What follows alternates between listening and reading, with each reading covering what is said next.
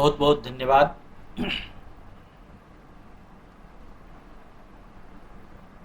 हम लोग प्राण विद्या के बारे में बातचीत कर रहे हैं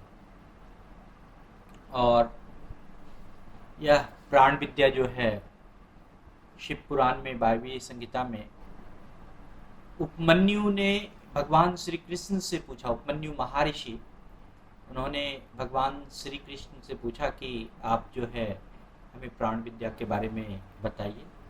तो वही बात हम आप तक ला रहे हैं और इन सारे क्रम में हम एक जो बात सीखे हैं वह है कि जो हमारी मन शक्ति है, जो हमारे मन की शक्ति है, उसके लिए प्राण को ताल और लय से युक्त करना। मन को अगर हम किसी अच्छे क्रम में लगाएंगे, अच्छी दिशा में लगाएंगे, अच्छे सोच में लगाएंगे तो मन उसी तरह जाएगा। मन को अगर कोई ऋणात्मक चीज़ों में लगाएंगे, कोई नकारात्मक चीज़ों में लगाएंगे तो मन उसी तरह से जाएगा। मन को गुस्से में लगाएंगे तो गुस्से की तरह जाएगा, मन को प्रेम में लगाएंगे तो प्रेम की तरह जाएगा। मन को जिस भाव में लगाएंगे, ज्ञान के भाव में लगाएंगे तो ज्ञान में जाएगा। तो मन शक्ति के लिए, मन शक्ति के लिए प्राण को जो है हमें लय और ताल युक्त करना होगा कि हम किस लय में अपने मन शक्ति को लगा रहे हैं। और प्राण शक्ति क्या है? वो जो सांस ले रहे हैं और प्रश्वास ले रहे हैं, हम सांस और प्रश्वास की जो गति है उसको लयबद्ध करना, हमें सांस लेने की गति को लयबद्ध करना। इनफैक्ट जब हम सचेतन में ध्यान के समय प्राणायाम करते हैं तो वहाँ भी कोई एक नाद बजता है, ध्वनि बजती है, म्यूजिक बजता है, संगीत बजता है। उस संगीत का अर्थ ही है कि हमें अपने यह सांस और प्रश्वास को, सांस छोड़ने को और सांस लेने को लयबद्ध करना, तभी हम बहुत अच्छा से प्राणायाम का कर सकते हैं। और जो मन शक्ति का जो अभिवर्धन है, हम मन की जो ऊर्जा है उसका जो अभिवर्धन करते हैं, वो प्राण की सक्रियता का लय करना है। प्राण अगर आपका सक्रिय होगा तभी आपके मन में प्रसन्नता होगी, आपके मन में प्रफुल्लता होगी, सरसता होगी, स्फूर्ति होगी। यही हम प्राप्ति का उपाय जो अगर करना चाहते हैं अपने जीवन में, प्रसन्नता हो, स्फूर्ति हो, सरसता हो, अगर इस प्राप्ति का उपाय चाहिए आपको तो उसके लिए क्या करना है कि अगर हम मन शक्ति के विकास का आकांक्षी बन जाए कि हमको अपने मन की शक्ति का विकास करना है, हमें ये आकांक्षा है, ये हमारा ध्येय है, तो क्या होगा कि हमें ताल और लय बद्ध करने का हमें अभ्यास शुरू कर देना चाहिए। अपने सांस और प्रश्वास को जो ताल और लयबद्ध करना, उसका अभ्यास शुरू करना, उसको शुरू से लग जाना। और क्या होगा कि ये जो प्राणायाम है आप सभी ने सुना होगा, जो प्राण सांस और प्रश्वास लेने की जो विशिष्टता है कि हम सांस कैसे भरेंगे और सांस कैसे छोड़ेंगे, निश्वास कैसे रहेंगे, ये जो विशिष्टता है इसी को करना है तालबद्ध और लयबद्ध। और इसमें कहा गया है कि इसमें भगवान श्री कृष्ण ने बड़े अच्छे से कहा कि सोहम जो है, ये सोहम, सब कुछ हम हैं, ईश्वर भी हमारे अंदर है और मेरा मैं भी हमारे अंदर है, आपकी प्रसन्नता भी आपके अंदर है, आपका दुख भी आपके अंदर है, आपके अंदर किसी के साथ का कलेश भी है और किसी के साथ का प्यार भी है। आपके अंदर ही दोनों चीज है, कोई दोनों चीज बाहर नहीं है। पॉजिटिव और नेगेटिव चीज दोनों ही बाहर नहीं है, सब दोनों ही आप ही के अंदर। आप किसी व्यक्ति से अगर नाराज हैं, किसी व्यक्ति से नकारात्मक विचार रखते हैं, किसी व्यक्ति से आप बहुत गुस्से हैं, तो वह गुस्सा आपके अंदर है, ना कि उस व्यक्ति के अंदर है। और किसी से अगर आप, उसी व्यक्ति से अगर जब आप प्यार करते हैं तो वह भी प्यार आपके ही अंदर है। यही प्रक्रिया जो है सो हम की प्रक्रिया है, दोनों ही चीज, जितने सब कुछ मेरे अंदर है। तो अगर हम प्राण प्रक्रिया में हम इसका तालबद्ध करें, इस चीज का तालबद्ध करें कि जो भी चीज है वह हमारे अंदर है, उसको हम तालबद्ध से विकसित करें, तो क्या होता है कि बड़ा अच्छा आपके जीवन में एक बड़ा ही अच्छा विचार आ जाता है। और क्या करता है कि कभी कभी हम प्राणायाम में अनायास गुनगुनाने लगते हैं। आप जब ये संगीत सुनते होंगे, जब इस म्यूजिक को सुनते होंगे, तो कभी कभी आपका ध्यान उसी म्यूजिक के गति में, चाहे तो वह किसी वन में पहुंचा होता है, चाहे किसी पर्वत पर पहुंच जाता है, किसी चिड़ियों के चहचहाट में पहुंच जाता है, और वह म्यूजिक बजता रहता है। और फिर आप कहीं और जा रहे हैं, कहीं किसी झगड़े में जा रहे हैं, किसी और जगह जा रहे हैं, आप म्यूजिक से दूर हो रहे हैं। तो जो ये अनायास हमारे अंदर जो गुनगुनाहट है, वह प्राण तत्व का जो लय है और जो ताल है, उसका हठात अभिव्यक्ति होता है हमारे अंदर। कि आप कहीं चल रहे हैं, जा रहे हैं, आप डेली आप ध्यान कर रहे हैं, इतने 1 साल से ज़्यादा हो गया, 2 वर्ष के करीब हो चुका होगा सचेतन को, आप इतने सालों से ध्यान कर रहे हैं। कभी ध्यान बड़ा अच्छा लगता है, कभी ध्यान थोड़ा सा लगता है, टूटता है, जुड़ता है। ये जो हठात आप जुड़ते हैं उस म्यूजिक से, उस लय से, उसको जोड़ने का भी जो क्रम है वो आपके प्राणायाम से। तो अनायास कोई भी गुनगुनाहट आपके अंदर आती है, वह भी एक प्राणायाम का रूप है, वह भी एक सांस का रूप है। जो साधक है, जो भी उत्कर्षशील है, कि आप अगर प्राणायाम की साधना करते हैं, आप उसको बड़े अच्छे से अपने जीवन में लाना चाहते हैं, उस तालबद्ध का एक सांस और प्रश्वास का एक सचेत अभ्यास करना चाहते हैं, तो आपको हमेशा ये सांस और प्रश्वास की स्वयं की सामान्य गति निश्चित कर ली जाए, और यह प्रयास करना चाहिए कि अधिक से अधिक समय तक इस गति में एकनता बननी चाहिए, एकांकता बननी चाहिए। कि आप जो एक गति आपने फिक्स किया है, जो एक लय फिक्स किया है, जिस ताल पे आप चल रहे हैं, उसका थोड़ा सा गति भी हो, एकदम से एक सामान्य गति हो, कि कभी अप नहीं, कभी डाउन नहीं, और थोड़ा सा लंबे समय के लिए हो, और समरसता हो, समस्वरता बनी रहे। ऐसा नहीं कि हम उस गति से जो है कि ऊब जाएं। हमारे गति में जो हमने प्यार, या जो हमने एक अच्छा सा उत्कर्ष की भावना हमने प्रारंभ में शुरू की है, उसी को लेकर हम आगे तक चलें। तो यह जो अभ्यास करना है, आप इस अभ्यास को ही उत्कर्ष अभ्यास करते हैं। कि आपको अभ्यास करना है कि स्वयं हम एक अपने प्राण की गति को, सांस और प्रश्वास की गति को एक निश्चित करें, कि हम कितने गति के साथ हम सांस और प्रश्वास को ले रहे हैं।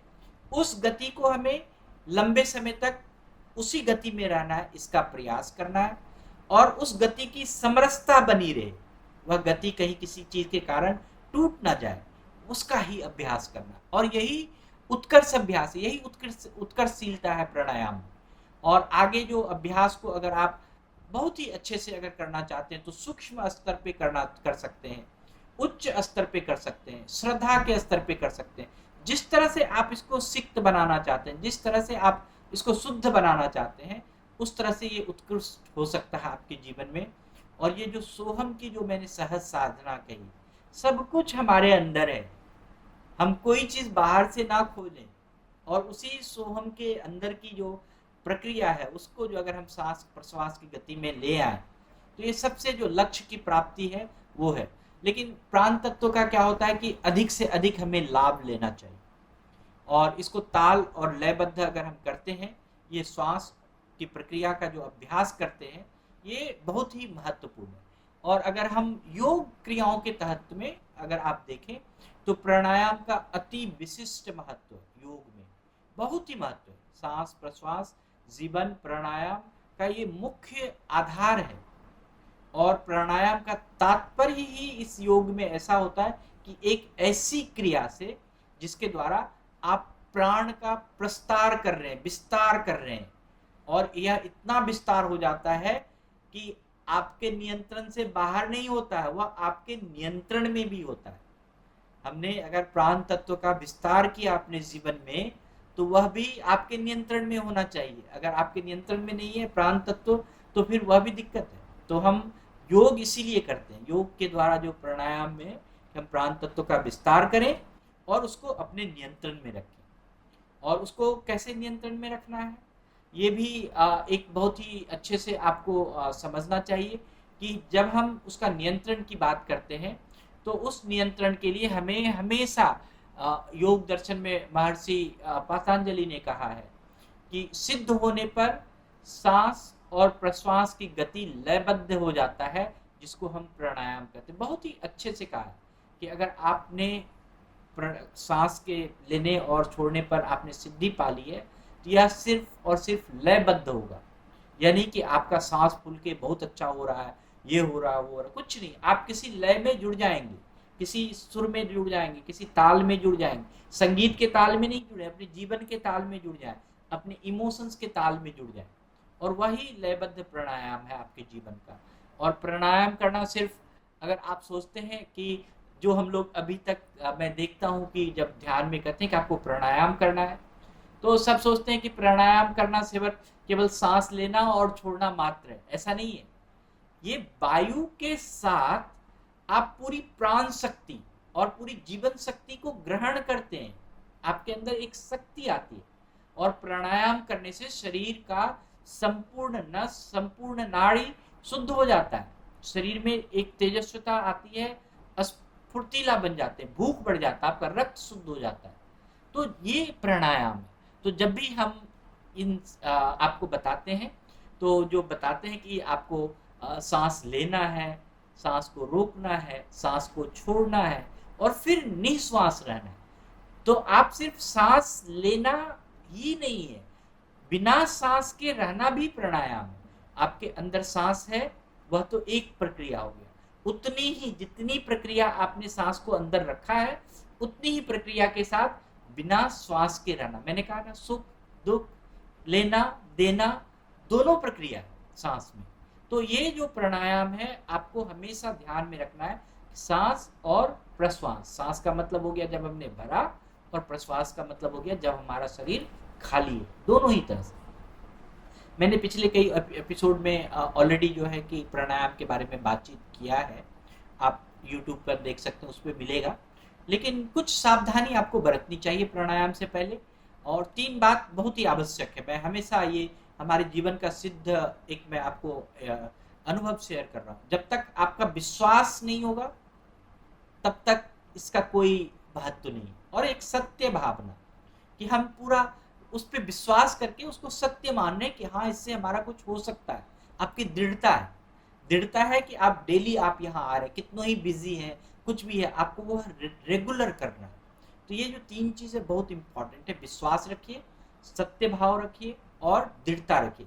प्राणायाम करने से पहले क्या होता है, मैं हमेशा कहता हूँ, आपका बाह्य शरीर और आंतरिक शरीर दोनों ही शुद्ध होना चाहिए। अगर आपका ये दोनों शरीर शुद्ध नहीं है तो फिर बड़ा दिक्कत। शरीर को एक पंक्ति में होनी चाहिए। एक पंक्ति का अर्थ है कि आप पूरे शरीर को ऊर्ध्वमुख रखिए, ना कि झुक के रखिए, ना कि ऐसे बैठिए, ना कि ऐसे बैठिए। आपका शरीर पूरा एक पंक्ति में होना चाहिए। आप किसी भी आसन में बैठ सकते हैं, सुखासन में बैठ सकते हैं, सिद्धासन में बैठ सकते हैं, पद्मासन में बैठ सकते हैं, वज्रासन में बैठ सकते हैं, किसी भी आसन में बैठे, मगर आप जिस भी देर में अधिक देर तक बैठ सकते हैं उसी आसन में बैठिए। ऐसा नहीं कि हम हर तरह का आसन कर रहे हैं। आप एक रेगुलर एक आसन देख लीजिए, किस आसन में आप बड़े आराम से बैठ सकते हैं। अपने हाथ को ज्ञान मुद्रा या वायु मुद्रा या किसी मुद्रा में रख सकते हैं। और प्राणायाम करते समय हमारे शरीर में किसी प्रकार का तनाव नहीं होना चाहिए। आपका शक्ति से आपका शरीर का अतिक्रमण नहीं होना चाहिए। सांस लेना और छोड़ना बिल्कुल आसान से। किसी को अगर जो हाई ब्लड प्रेशर है, उच्च रक्तचाप की अगर कोई प्रॉब्लम है या रक्तचाप का कोई असाधारण दिक्कत है, तो आप धीरे धीरे प्राणायाम कीजिए, आप जोर जोर से मत कीजिए। अगर किसी का ऑपरेशन हुआ है या कोई प्रॉब्लम है तो आप डॉक्टर की सलाह से कीजिए। लेकिन कभी भी प्राणायाम में आप जो है कि ये मत सोचिए कि आपको ये नुकसान करेगा। नुकसान नहीं करेगा, लेकिन अगर आप किसी की सलाह से करते हैं, किसी की देख रेख में करते हैं, तो आपको बड़े अच्छे से जो है उसका प्रभाव मिलेगा।